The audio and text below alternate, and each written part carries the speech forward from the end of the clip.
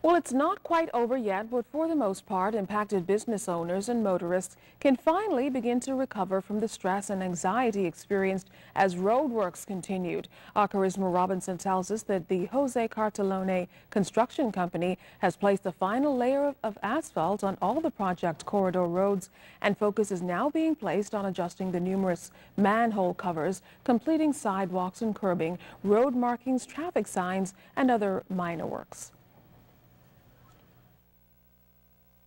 The worst part of the project began in January 2009, and almost 3 years later, and with hundreds of thousands of dollars in cost overruns, Ministry of Works officials have now reached a point which many residents wished could have happened much sooner. You know, some of our drivers have been knocking down signs and running into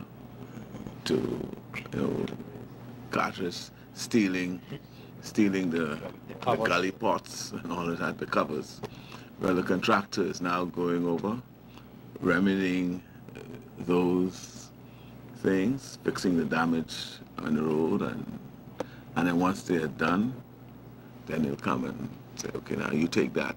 So when the next driver coming up this time, you're responsible for it. Corridor 16 is the last junction to be tackled under the project, and as you can see behind me, work has progressed. Workers are now completing the finishing touches.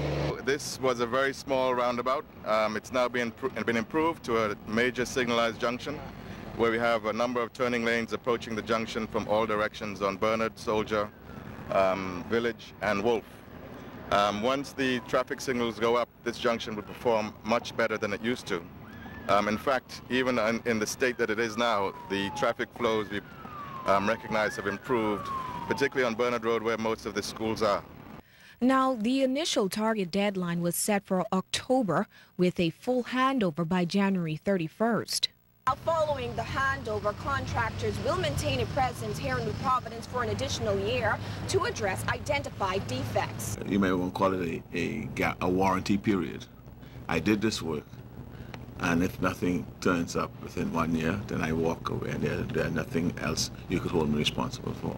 We don't expect any major defects at all. Now, that doesn't mean changes might not have to be made to roadways like the narrow and cramped Blue Hill Road thoroughfare. And Minister Davis says changes are highly possible once an impact study is complete.